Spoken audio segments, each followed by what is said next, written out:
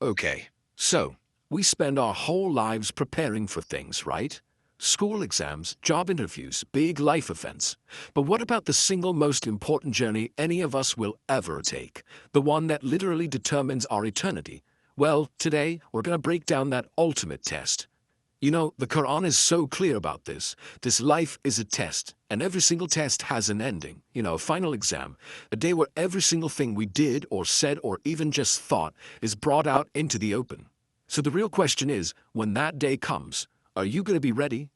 So let's try to set the scene. What does the day of the test, the day of judgment, what does it actually look like? Honestly, the scale of it is something our minds can barely even wrap around. It all starts with a sound that just shakes the entire universe. The trumpet is blown, and every soul that has ever lived rises. Imagine you'll be standing there, barefoot on this massive plain, right alongside billions, and I mean billions of other people, from the very first human to the very last. It's a day so intense they say a mother will run from her own child, because everyone knows the accounting is about to begin. At this test, it has three huge trials. First, the sun is brought so close, just a mile away, that people are literally drowning in their own sweat. Then comes the scale of justice, a scale so unbelievably precise it can weigh an action as tiny as a mustard seed. And finally, the Sirat, this terrifying bridge thinner than a hair, suspended over hellfire that every single soul has to try and cross.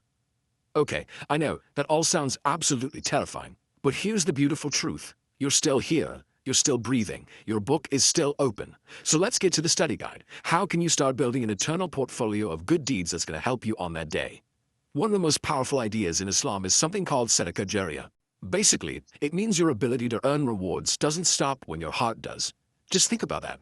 You could be in your grave for 100 years, but your scale of good deeds is still getting heavier and heavier. That is the power of a continuous charity. So how do you do it?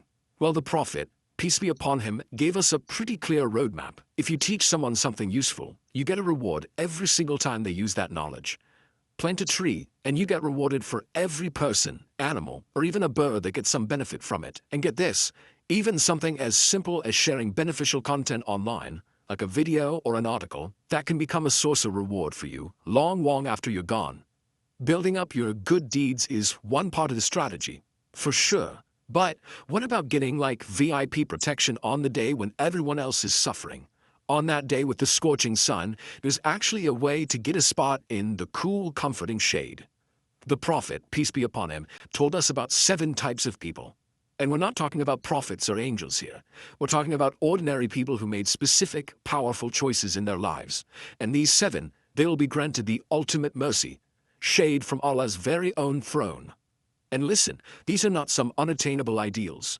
A just leader, that could be a manager at work who refuses to do something unfair to an employee. A youth in worship is any young person who chooses to pray when all their friends are distracted. What makes these people special isn't just the action, it's the why. It shows incredible character, justice when you have power, devotion when you have temptation, and an intention so pure you give in secret, just fighting your own ego, doing it only for Allah. These are choices any of us can make. All right, now we come to the climax of the test. After all the waiting and the weighing of the deeds and the questioning, every soul arrives at the final, most terrifying hurdle. This is the Sirat. Imagine a bridge hanging over the roaring flames of hell, and it's described as being sharper than a sword and thinner than a human hair. There is no other path to paradise. Every single person has to cross. So here's the most crucial point. How you cross isn't random. Your speed across that bridge is determined entirely by the deeds you did in this life. The most righteous people, they'll cross in the blink of an eye, like a flash of lightning. Others will be as fast as the wind or a swift bird. But those whose deeds were weak, they're going to struggle. They'll be crawling on their hands and knees with hooks from the fire below trying to pull them down. So after hearing all of that, it's really easy to feel overwhelmed. Maybe even a little hopeless. But that's exactly when we need to remember the single most dominant attribute of Allah, His mercy. It's the question that keeps us up at night, isn't it? After everything is said and done. What if my bad deeds outweigh my good ones? What if I'm one of those people who stumbles on that bridge? What hope is there for me then? The Prophet, peace be upon him, gave us the answer to that exact fear. He explained that all the mercy we see in this entire world, a mother's love for her baby, the kindness between strangers, all of it, that's from just one part of Allah's mercy. He saved the other 99 parts for the day of judgment, the day we're going to need it the most. This story just captures it perfectly. A man is brought forward with 99 scrolls of his sins, and these scrolls are so vast they stretch out as far as the eye can see. He thinks he's doomed. But then one single tiny card is brought out, and on it is the declaration of faith. When that one card is placed on the scale, it outweighs the lifetime of sin. That is the power of Allah's mercy. And His mercy, it gets even more personal and beautiful. For a believer, Allah won't expose their sins in front of everyone.